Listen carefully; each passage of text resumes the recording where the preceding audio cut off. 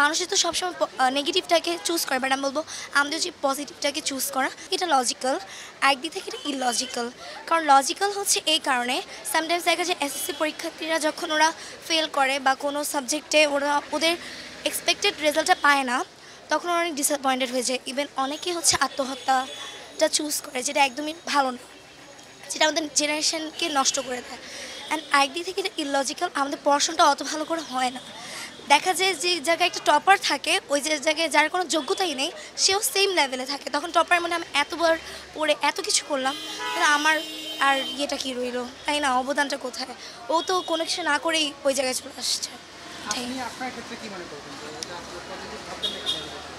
আসলে আমি জানি না, আমি দুইটাই ভাববো। আমি ওভাবে কোনো অ্যান্সার দিতে পারতেছি না, যে কোনো একটা জায়গায় দাঁড়াতে পারছি না, তো আমি দুটাই বলবো, যেখানে পজিটিভ দিকটাও আছে নেগেটিভটাও আছে।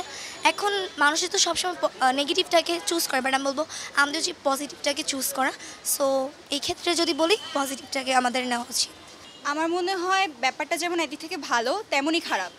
ভালো কারণ অনেক সময় দেখা যায় যে আমাদের জীবন আরকমের দুর্ঘটনার জন্য হয়তো আমরা কোনো পরীক্ষা দিতে পারছি না, কিন্তু এই চান্স পেলে হয়তো বা আমরা পরবর্তী সময় ভালো করতে পারবো।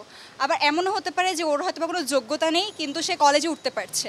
তো আমার মনে হয় যে এই কলেজে চান্স দেওয়ার আগেও একটা পরীক্ষা নেওয়া উচিত, যেখানে বোঝা যাবে যে ওর কি আসলে যোগ্যতা আছে কি না কলেজে যাওয়ার জন্য। যদি থাকে তাহলে তাকে কলেজে দেওয়া উচিত, না থাকলে আমার মনে হয় তাকে স্কুলে আবার পড়ানো উচিত, কারণ তার যোগ্যতাটা বাড়ার জন্য। নিজের ক্ষেত্রে কি মনে করেন? আমি বলবো আমি যদি যোগ্য হই তাহলে আমি চাইবো কলেজে যাওয়ার জন্য, আর যদি আমি নিজেকে যোগ্য না মনে করি আমি চেষ্টা করবো আমার যোগ্যতাটাকে বাড়ানোর জন্য। ফেল করার পরে তার মাঝে আসলে হতাশা কাজ করে, তাকে যদি ভর্তিতে সুযোগ দেওয়া হয় তাহলে এটা পজিটিভই হবে, যে সে ইয়ার লসে পড়ছে না।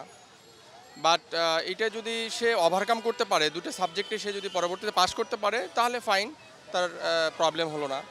বাট সে যদি পরবর্তীতে দুইটা বা একটা বিষয়ে ফেল করে, তখন সেটার প্রশ্নটা কি হবে? সে কি কন্টিনিউ করতে পারবে? সে ইন্টারমিডিয়েটে ঠিকই পাশ করলো, কিন্তু এসএসসিতে সে পাশ করতে পারলো না, এই 2 বছরেও দুইটা সাবজেক্টে পাশ করতে পারলো না, তাহলে কি সে নেক্সট অনার্স ভর্তি হতে পারবে? এই বিষয়গুলো যদি আগেই ক্লিয়ার করা হয় তাহলে মনে হয় এটা পজিটিভই হবে।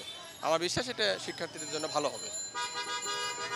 2 বিষয় ফেল করলেও কলেজে ভর্তি করা হবে, এতে বাচ্চারাও লেখাপড়ায় অতটা সিরিয়াস হবে না, গার্জিয়ানরাও হবে না। এটা লেখাপড়ার মূল্যায়নটা অনেকটা কমে গেছে না? কিন্তু একটা বাচ্চার একটা ইয়ার লস হবে না, এটা কি কল্পনা করে?